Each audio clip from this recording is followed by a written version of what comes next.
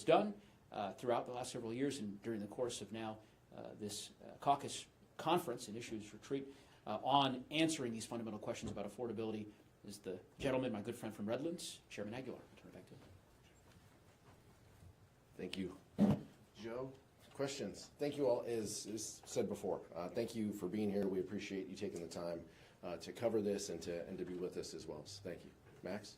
Thanks. Obviously, we heard a lot of optimism from everyone involved about taking back the majority in 2026. But I wanted to ask you about the flip side, the challenges to winning back the majority. Can you talk about how you're approaching Republicans might have a huge advantage with their super PAC money? There might be a Supreme Court case striking down the Voting Rights Act. Talk to me about why it might not go to plan and how you're approaching it. Sure. I'll defer. That's a tough one, so I'll defer to Susan. Look, let me just say we're going to control what we can control. We have incredibly strong candidates. Our members, our frontline members, who are in the toughest seats in the country, are outraising their Republican challengers by a very healthy clip. That's what we can control. Now, President Trump wants to take over elections. He's going to continue to tweet out and put out executive orders. He and Republican governors could, do other untoward things to affect our elections. What we can control is communicating a message that will resonate to people. And that's what we're focused on. That's what our members are focused on. That's what our candidates in the toughest races are focused on. We're very mindful of potential court cases involving the VRA. We're mindful of ongoing litigation. But fundamentally, people understand that they have a right to vote. And I'm confident, no matter the suppression tactics that Republicans employ, mostly in red states that they will try, voters will come out. And voters will recoil because they see what's happening. They see that Republicans are trying to stop them from exercising their franchise, because the only way they win, the only way they carry forward policies that only look after their billionaire class and themselves is by changing the election structure to favor themselves. That's what we're up against. We're very mindful. We're very clear-eyed. We're honest about the litigation efforts underway. Joe Morelli is leading the delegation as well to talk about other scenarios that could happen between now and November that will affect the elections, to make sure that we have the protections in place, combined with the voter protection safeguards that we are employing at the DCCC and around the country to ensure that every vote cast is counted. Susan Delbene? First, if you think you're winning with the American people, if you think they agree with you on policy and that the voters are with you, then you really don't focus on rigging the system. It is clear, poll after poll, talking to people on the ground, affordability being the #1 issue. Republicans are not interested in what people think. And so how do they try to win? They try to rig the system. We've seen it with the redistricting. People hate that across the country. When people have a say, like they did in California, they strongly object to what Republicans are trying to do. People want to pick their representatives. They don't want politicians to pick their voters. That's what Republicans are trying to do. So we have mapped out all the different scenarios. We are fighting hard. We're going to use every tool in the toolbox to fight back. But the most powerful thing we have are incredible candidates who are authentic, independent-minded, talking about the issues that matter on the ground. That's why we overperformed last cycle and picked up seats, and absolutely why we will continue to win across the country. People are tired of what they see from Republicans, and they want folks who are going to stand up, who aren't going to be a rubber stamp for Donald Trump. So they have tons of resources, and we will have the resources to get out there, to get our message out.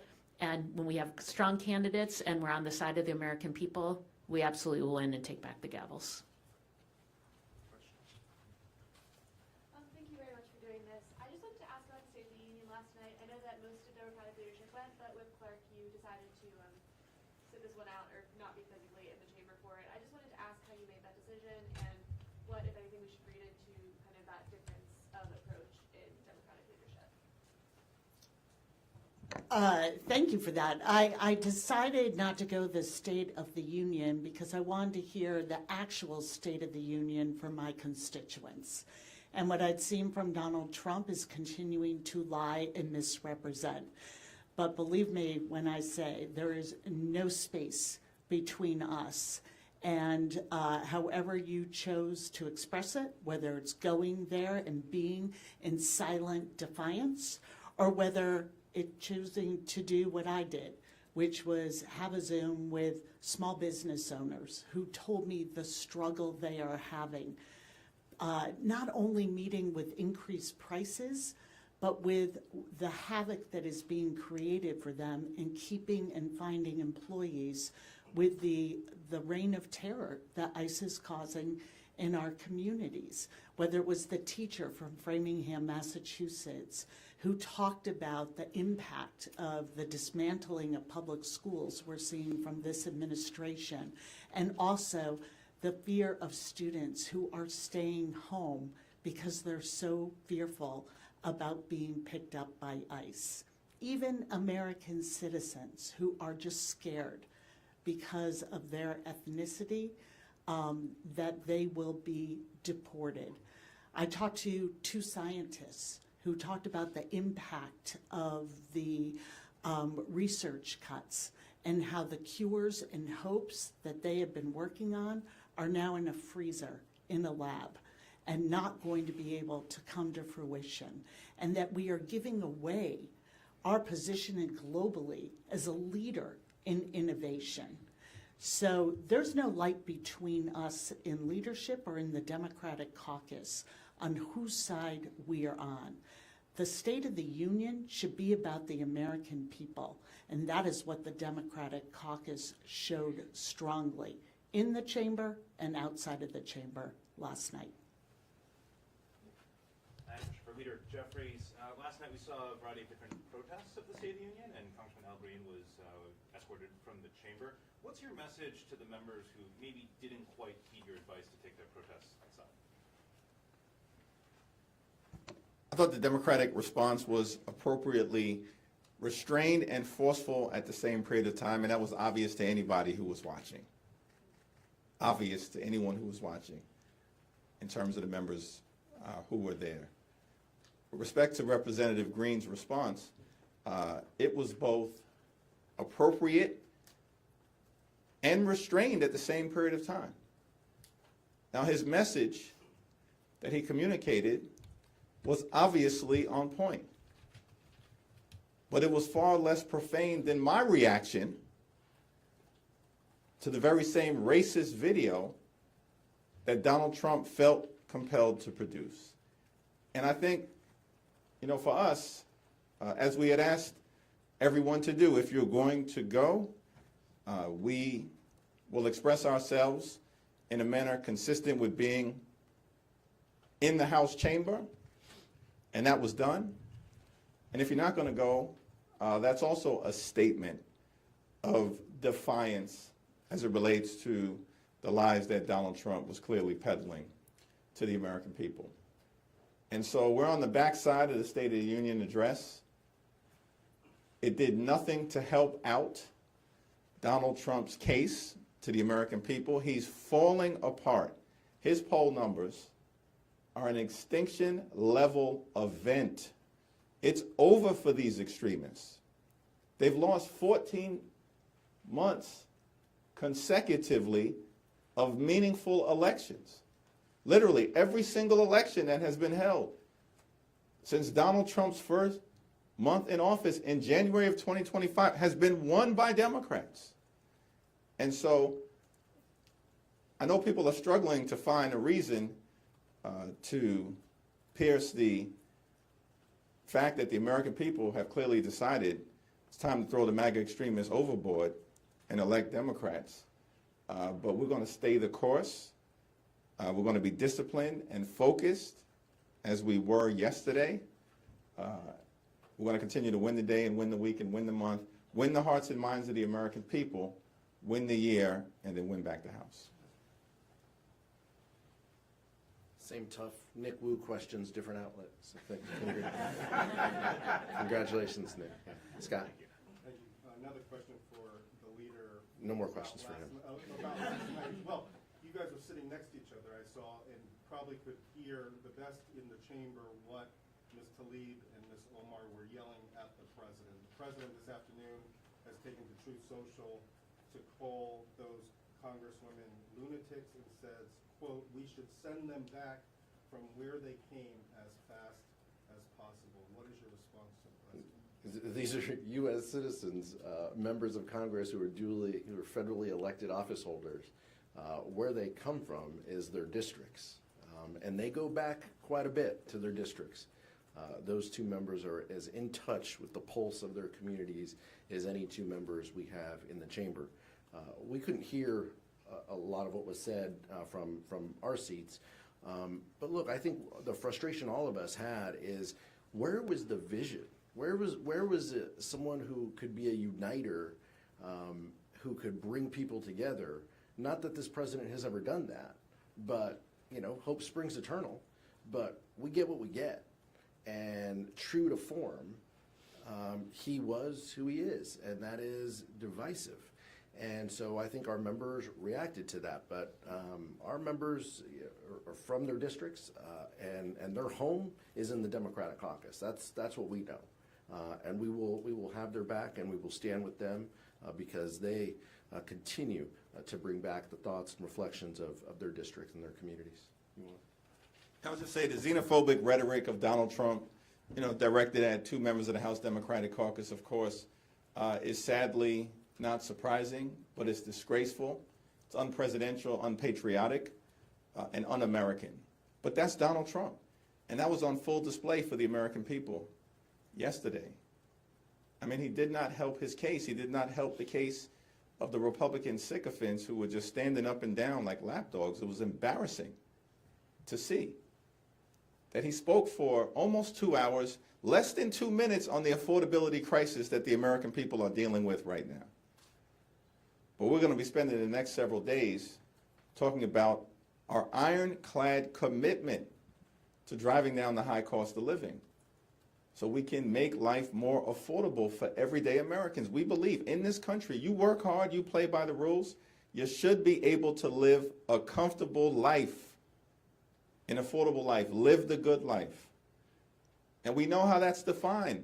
Good paying job, good housing, good health care, good education for your children, and when it's all said and done, a good retirement.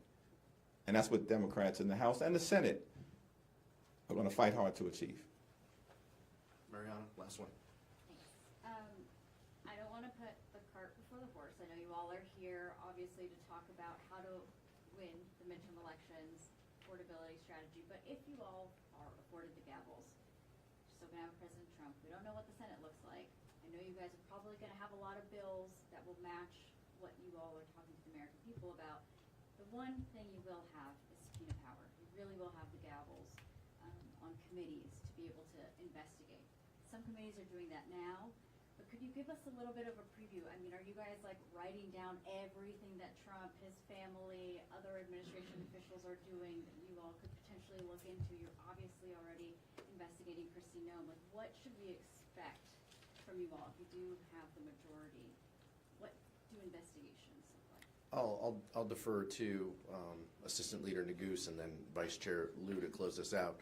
But let's just say, with the Trump administration, when it comes to oversight and accountability, it is a target-rich environment. And that is clearly on display. Now, what we tell our members and what we tell candidates who are running is we have to do all of the things.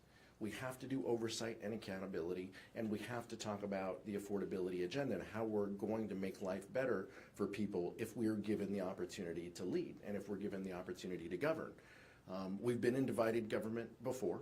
We've seen the lessons. Many of us were at the leadership table when those decisions were made, and we learned from that, and we're going to move forward. But we're going to address both issues, the oversight and accountability that is necessary and fundamental that our Constitution calls for and that this time brings, and we're going to talk about a proactive affordability agenda on how we lower the costs that people face. And we're going to do both, and we hope, and we will continue to reach out a hand to work with our colleagues on the other side of the aisle, just as we have done when we have passed things from the minority this year, we're going to continue that same ethos. And if they want to drive down costs that people face, then there will be a place for them.